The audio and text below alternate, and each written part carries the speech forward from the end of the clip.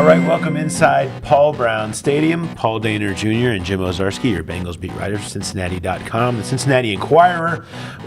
We have taken over the press conference table to turn into sort of the breaking news desk. A lot of fallout in reaction to the Bengals-Browns trade that wasn't for AJ McCarron from yesterday. Jim, you were all over it. Cincinnati.com has all the coverage of what really happened behind the scenes. But what was the biggest takeaway from what went down and sort of what we look at now as the team goes forward?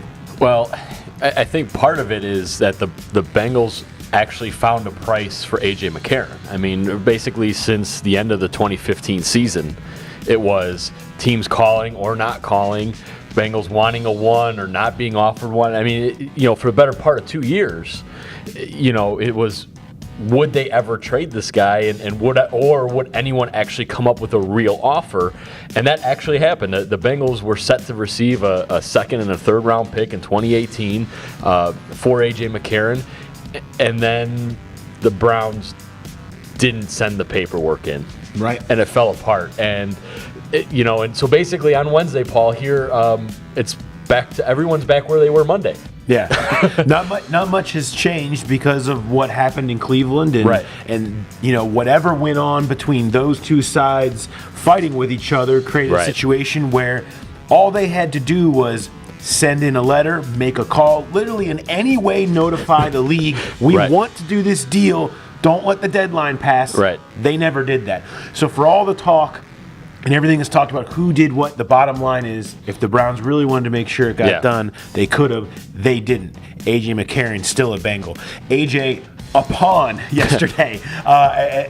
We talked to AJ McCarron in the locker room. I want to bring a little bit of him talking about being a pawn and his reaction as he now knows he's going to finish the season with the Bengals. Today I'm going to thank Mr. Brown personally, just because I admire that, he was just going to give me the opportunity to go start and play somewhere, and I really appreciate that of him. He's been an unbelievable owner for my experience here, so I really appreciated that. Sitting there with family, getting ready for Halloween, and dressing little man up, and then you get a call that says you're going somewhere, and then you start trying to figure out, what's happening really, and then you're not. So you were told you were going to the Browns. Yeah. I mean, my agent thought, it was a done deal, and all I know is what I was told, and paperwork got turned in a little too late, and that's why I didn't go down. He wants to thank Mike Brown, and Marvin Lewis kind of said something similar, that he's a bit relieved that he doesn't now have to worry about the situation of what are we doing at backup quarterback. More than likely it would have been Jeff Driscoll coming off IR designated return, but AJ McCarron gives them a security net that they're very happy with, and so he doesn't have to deal with it. But Marvin, his explanation of saying, he kind of sat right here we were and shook his head and said, never seen anything like it. Right, and you're right. He's like, it's pretty simple to make the call to the league. But, one of the reasons AJ McCarron is still here, and perhaps why the Browns may or may not have wanted to do it or got cold feet, was because the Bengals and Mike Brown have such a premium and on AJ McCarron.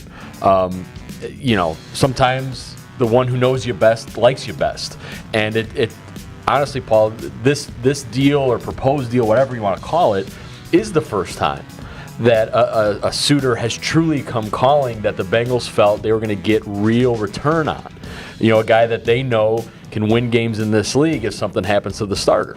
And it's hard not to sit here and wonder, and I think that's why there was also the other side of Marvin Lewis shaking his head, knowing because what they would have gotten would have been worth it. They would have been sitting there with 6 picks in the first 3 rounds in 2018. I mean, that's a huge haul. And you consider then they also would have another 3 more in the 4th and 5th rounds. And you throw, once comps are all talked about, That's the type of a draft when you combine it with what you got on a lot of picks that have had great early returns from this year's draft. You put those two back to back. If it's anything like this one, and that's what you build long playoff runs on. Right. And so the Bengals sit here a little bit with their hands up in the air and back to work preparing for Jacksonville. Yeah. That's the basics of what we've got on the McCarron trade that wasn't. We, of course, have all your fallout that continues to come out of Paul Brown Stadium.